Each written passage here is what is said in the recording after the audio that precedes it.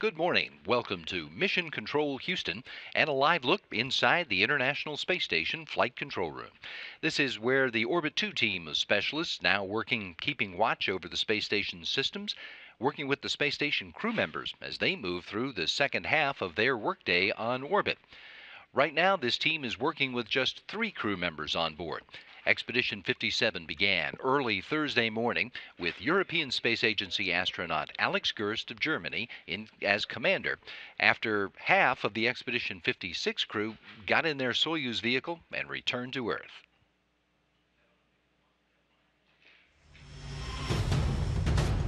And touchdown. Ricky Arnold, Drew Feustel, and Oleg Artemyev back on planet Earth. Welcome to Space to Ground. I'm Kayla LaFrance. This week, 3 members of Expedition 56 said goodbye.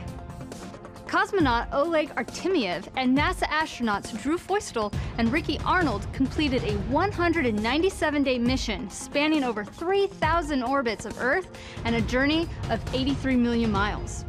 Before their stay on board ended, Feustel handed over command of the station to crewmate Alexander Gerst from the European Space Agency. Best of luck to you and your crew during your command of Expedition 57. May it prove to be both interesting and positively exciting. Then the 2 crews said their farewells. The hatch was closed to the Soyuz spacecraft, and the returning crew undocked from the station's Poisk module.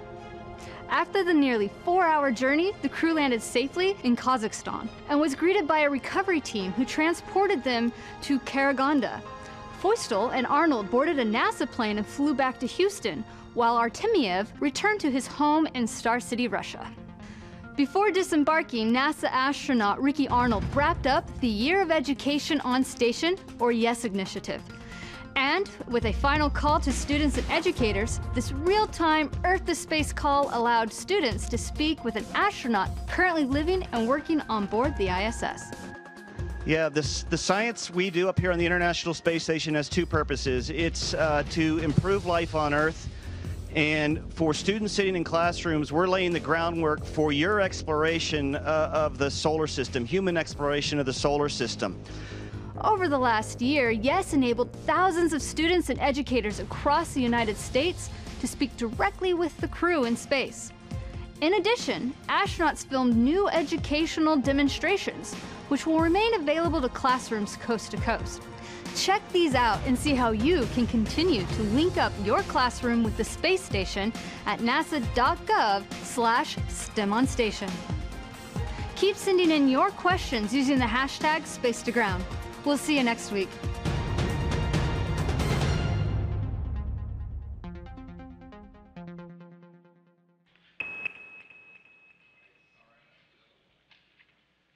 There was video in that report showing you some of the highlights of a crew return to Earth, but that's seen from the outside of the Soyuz vehicle. What's it look like for the departing crew members as they leave their home on orbit to return to the home planet? In 60 seconds, here's the insider's view of what that trip to Earth inside a Soyuz spacecraft looks like. Welcome aboard the Soyuz MS spacecraft with non-stop service for Kazakhstan. Our flight time will be just under 3 hours 30 minutes. We'll be descending from an altitude of over 1,300,000 feet. At the time of departure, we're flying at a ground speed of 17,500 miles per hour. Please make sure all carry-on items are secured and that your seatbelt is correctly fastened. Now sit back, relax, and enjoy the flight. Ladies and gentlemen, we are now entering the upper levels of Earth's atmosphere. The estimated temperature outside is over 5,000 degrees Fahrenheit. During this zone of turbulence, we recommend you keep your seatbelt fastened while you're seated. As we start our final descent, our speed is down to 24 feet per second. At 1 second before touchdown, engines on the bottom of the vehicle will fire to soften the landing. On behalf of the entire crew, I'd like to thank you for flying with us. Welcome to Kazakhstan.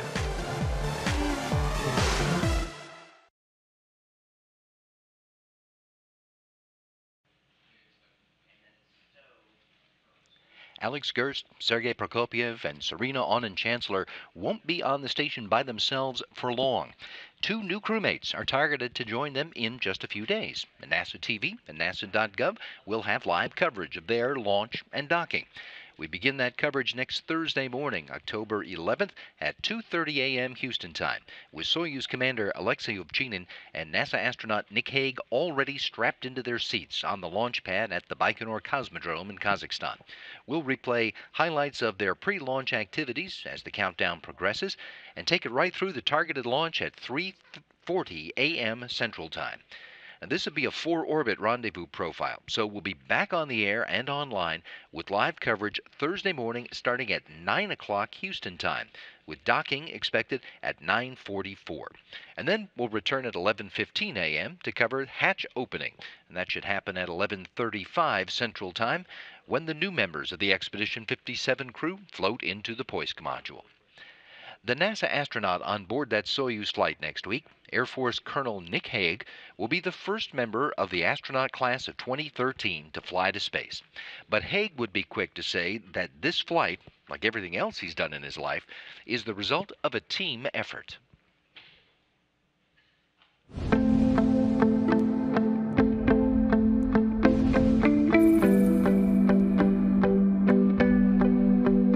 I grew up in western Kansas, and I love figuring out how things work. When I was young, I liked breaking things and putting them back together. My entry into aviation started as a flight test engineer. I was an engineer working in a laboratory designing satellite systems and was accepted into the Air Force Test Pilot School. But I think that the amazing experience was just the breadth of airframes that I was able to explore and to test out. Everything from the most complicated fighters that we have out there to home-built aircraft. And that diversity of exposure really scratched my engineering itch to really get an understanding of what aviation's about. So my wife and I are both graduates of the Air Force Academy. The Air Force is the only way we would have ever met. My wife is from New York, I'm from Kansas. Our paths would have never crossed, so we owe everything to the Air Force and the Air Force Academy for bringing us together. We're both in service. We're both committed to serving our country. But more importantly, I think it's committed to serving something larger than ourselves. It's all about teamwork. Every assignment I've had, I've been part of a team. And that idea of you're going to be reliant on the people around you for success and defining your success not on your accomplishments but on the team accomplishments, that's something that Air Force instilled in me and gave me the opportunity to grow and refine. Human space exploration is the ultimate team sport. We've got a team of 6 people on orbit. We're going to have a team of 5 people on orbit for my expeditions. We've got a team of over 100,000 people on the ground that are supporting us on a daily basis. You don't do these things individually. There's no success that's gained individually in space exploration. It's all about the team.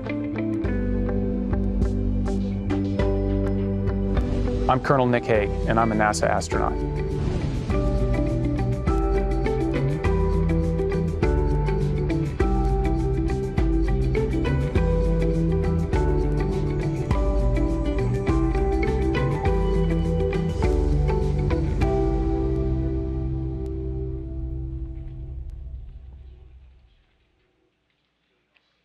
A couple of minutes ago, Kayla mentioned the end of the year of education on station, which was designed to take advantage of the fact that we had a former classroom teacher on board to help students and their teachers here on Earth in their studies of science, technology, engineering, and math. It was an effort that was built on an example set by another teacher more than 30 years ago.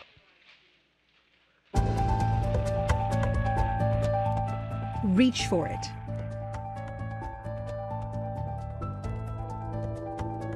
Presented by Science at NASA. In August 1984, President Ronald Reagan announced NASA's plan to send one of America's finest, a teacher, to space aboard Space Shuttle Challenger. Of 11,000 aspirants for the adventure, 37-year-old high school teacher Krista McAuliffe from Concord, New Hampshire, was chosen. As the first teacher traveling to space, she planned to conduct science demonstrations from low Earth orbit to get students, quote, excited about history, about the future, and about space, end quote. Tragically, Challenger broke apart soon after liftoff on January 28, 1986. There were no survivors, and McAuliffe's planned demonstrations were shelved. International Space Station astronauts Joe Acaba and Ricky Arnold have brought McAuliffe's mission full circle by completing and filming on orbit her envisioned lessons as a tribute to her legacy. U.S. crew members aboard the station have also performed and captured other brief, engaging lessons, or STEMonstrations. As part of the Year of Education on Station, NASA has made all of the demos available to classrooms around the world. Chromatography is one of the most interesting McAuliffe lessons Acaba and Arnold have brought to life. It provides hands-on activities for students to understand the importance of capillary action and chromatography and compare how they work in microgravity versus on Earth. Capillary action occurs anytime a liquid spontaneously flows into a narrow tube or porous material. It's how plants get water from their roots to their leaves. It's how our blood makes a round trip through our bodies. And it's how those paper towels soaked up the orange juice you spilled this morning. Chromatography is a technique that uses capillary action to separate mixtures so they can be analyzed. On Earth, chromatography is used for activities such as studying samples at a crime scene. Chromatography is an essential technique for spaceflight, too. For instance, keeping crew persons safe from contaminants includes analyzing unknowns, which can be critical on long space missions. An example of a Year of Education STEMonstration features NASA astronaut Randy Bresnik slingshotting objects of all sizes across the inside of the space station with a bungee cord. He's illustrating how Newton's second law of motion holds true in microgravity, just like on Earth. Simply put, Newton's law states that the greater the mass of an object, the more force it will take to accelerate it. Year of Education on Station also included more than 60 opportunities for hundreds of students and teachers to connect via in-flight education downlinks with astronauts aboard the space station for live question-and-answer sessions. Participants ask questions about all aspects of living and working in space. Hi, my name is Ramsey, and my question is, have you ever had the idea to get a lot of water, pour it out, and see what happens? See how it just sticks to my hand? It just waves there. It doesn't really go anywhere. It just sticks right to the surface, so I could drink my lemonade right from my hand. How do you grow plants in microgravity without soil and water getting everywhere? One of the plants actually uses pillows that are impregnated with moisture and the nutrients they need. We have another advanced plant habitat that I've been working on where there's a reservoir and the water, it's all very controlled, pretty much soil-free. The important thing is nutrients and water. Hi, I'm Lexi. Would a yo-yo work in microgravity? I didn't have a lot of time to practice, so here we go. My first yo-yo.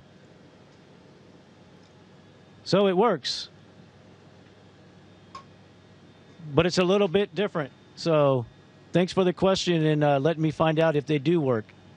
With the Year of Education on Station, NASA's goal was to do what Krista and her optimism did so well: inspire students and teachers to, quote, reach for it, push yourself as far as you can, end quote. For more on NASA's Year of Education on Station, go to www.nasa.gov/STEMOnStation. For other inspiring NASA happenings, visit science.nasa.gov. As you just saw, a part of the Year of Education on Station was the work of the station crew on a series of video features called STEMonstrations. Several NASA astronauts took advantage of microgravity to help students learn about a variety of scientific principles, like the short clip we saw of Randy Bresnik demonstrating Newton's second law of motion. Want to see the rest of it? Me too.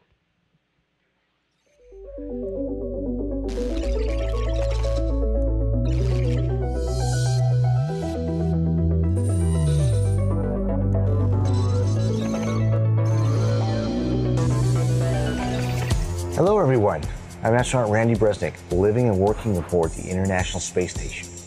Now, on the space station, we live in a microgravity environment. Do you think the laws of physics will hold up?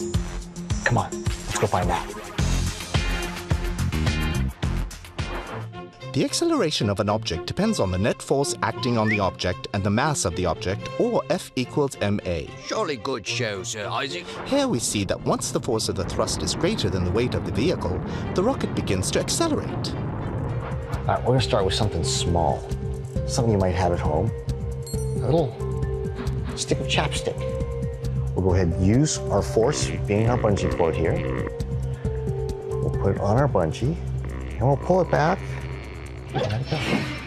And you can see how fast it accelerates because there's very little mass. Next, we'll try a little spaceship. A little more massive, and you can feel that because as you move it, you can feel that the kind of the force, the extra force you have to push with your hand. So we'll put our spaceship on our launcher here, same spot. Notice it's flying a lot slower than that chapstick did. What we've seen is the same amount of force on a smaller, less massive object means the acceleration's faster. Well, this is the biggest and most massive thing we have. So let's see how the acceleration is affected.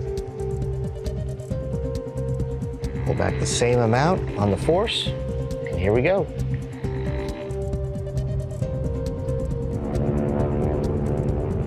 And there you have it, Newton's second law of motion in action. Thanks everybody for exploring a little physics with me today. Now I'm going to send it back to Earth so you can start your experiments. See you again real soon.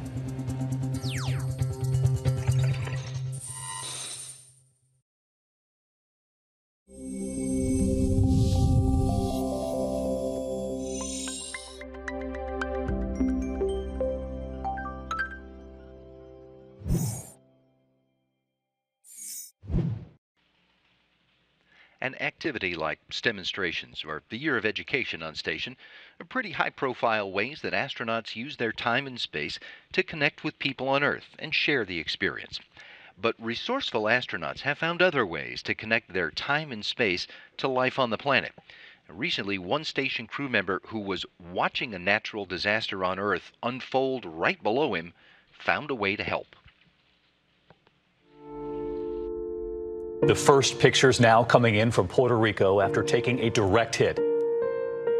Hurricane Maria slamming into the island. One official saying the island is destroyed. Hours with winds and rain and didn't stop. Power lines are down. Streets are impassable. Many roads are flooded. High winds uprooting trees, overturning cars, and turning buildings into piles of twisted metal. It is something that will change Puerto Rico forever. We had no water, no food, no gasoline, no communication at all. Not knowing where my next meal will come from, it hasn't been easy. After Hurricane Maria, everything was gray, all the plants were dead. Hurricane Maria took the color away from us. I am sure that these children will not be the same. They will not be the same. They are still struggling and trying to recover from this.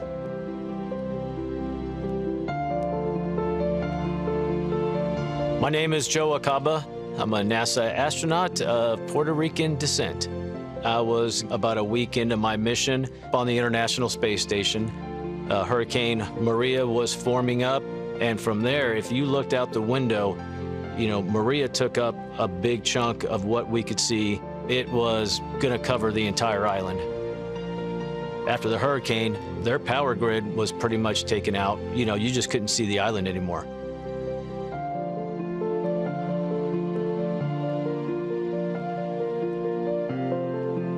The hurricane, I think, had a huge impact on, the island as a whole, but especially the kids.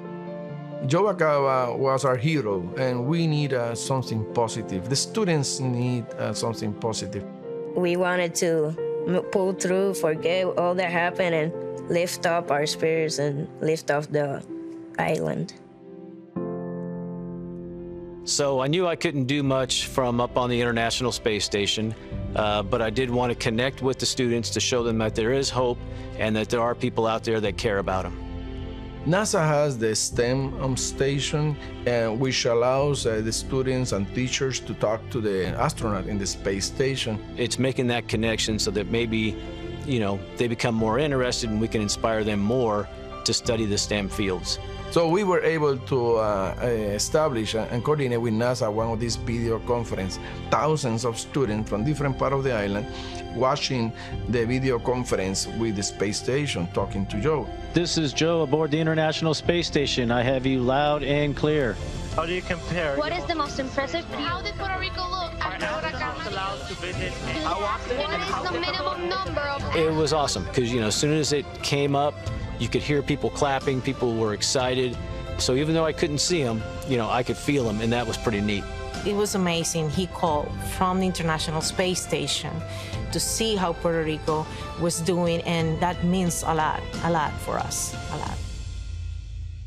In May of 2018, I was able to go back to the island, my first time since the hurricane. It was a great opportunity to get out and kind of come full circle with those students, to go and see them in person and, you know, kind of reiterate how important they are, and just to give them a little bit more hope, because there's still a long way to go on the island. He's a hero for us. Kids love him, and everybody loves him here. Joe Acaba is the role model that we need at this time. I want to be like him. I want to go far, and I want to be an example for little kids when I'm older. Not only is the International Space Station a great tool for scientific research and exploration, but for students from Puerto Rico in particular, I think that having that video conference with them, it did provide some hope. It did provide some inspiration. And so it's just one of the benefits that we get from the International Space Station.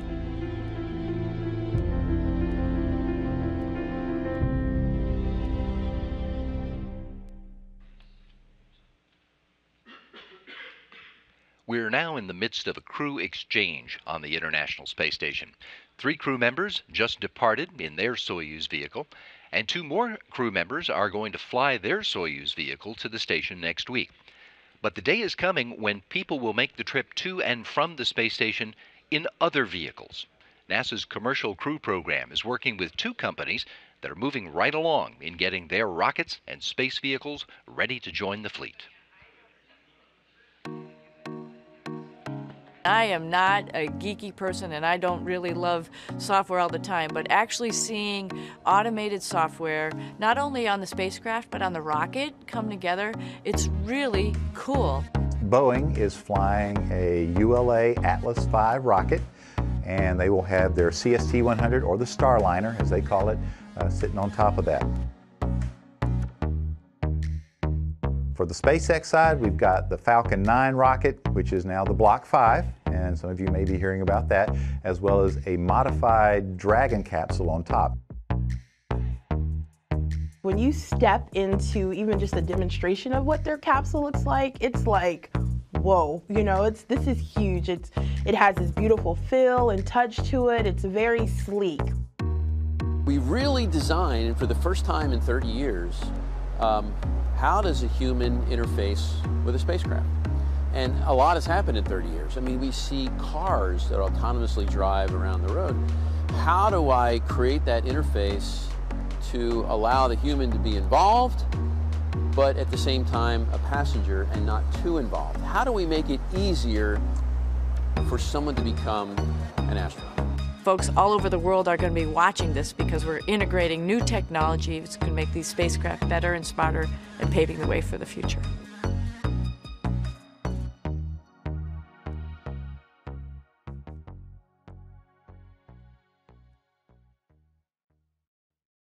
A tool that has helped guide sailors across oceans for centuries is being tested on board the International Space Station in an experiment looking at the use of a handheld sextant as a potential emergency navigation tool for guiding spacecraft across the cosmos.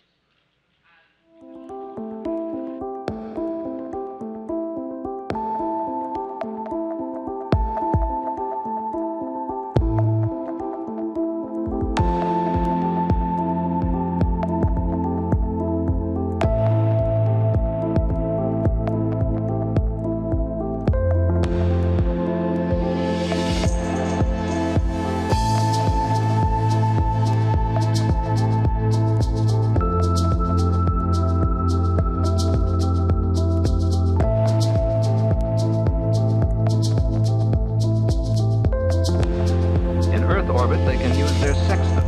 An astronaut lines up a known star and a prominent landmark, and feeding his readings into the computer, gets his position back from the machine.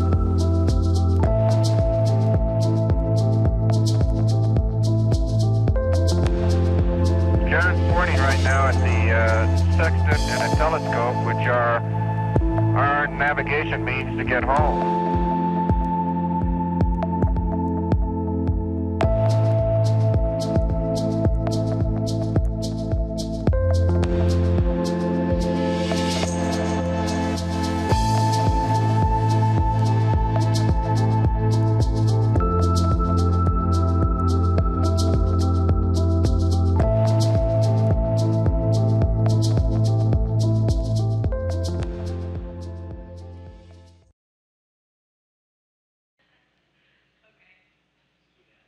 No one knows the International Space Station better than the people who live and work there. They often take time to show off their home on orbit. During Expedition 52, the crew produced a series of bite-sized explanations of station components that they called Speedy Time, for reasons you'll see in a moment. Here, flight engineer Jack Fisher gives us a quick but thorough tour of payload activities inside and outside the airlock in the station's Japanese laboratory module, Kibo. Everybody, I'm going to do my best over the next few months to show you in bite-sized chunks this wonderful place I get to call home. I'm going to have to talk fast, so we're going to call it Speedy Time. All right, the first one is the gem airlock. This is so cool. It has a slide table. We open it up, the slide table comes out, we can put all sorts of things on it, put it back in, depressurize it, because it's an airlock, and then slide it outside. We have a robotic arm. We can control it with this wonderful panel here, or they can control it from the ground. How cool. And then, once it's outside, we put all sorts of experiments out there. Let's take a look, because it's gorgeous. This is the gem window. Woo! And there are some of the experiments, including the robotic arm, which then controls all of those experiments once they're outside and puts them in the right position. Or, in the case of small satellites, it actually launches them. How cool is that? That is your first Speedy Time video. Have a great day. See you next time.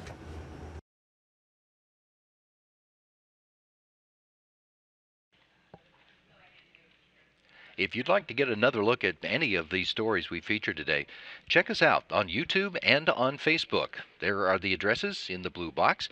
While you're at those spots, check out all the other cool stuff you can find about NASA and America's human spaceflight program. You should also check out Houston, We Have a Podcast, which features folks here at NASA talking about their work in all aspects of space exploration. We post new episodes every Friday, and today, October 5th, Gary Jordan talks with Nick Hague, the next American astronaut bound for the International Space Station. He's going to launch from Kazakhstan on Thursday, October 11th. Go to www.nasa.gov/Johnson/HWHAP, Houston We Have a Podcast. You can go there anytime to find all of the episodes. You can also listen to them all on Apple Podcasts, Google Play, and SoundCloud. This is Mission Control, Houston.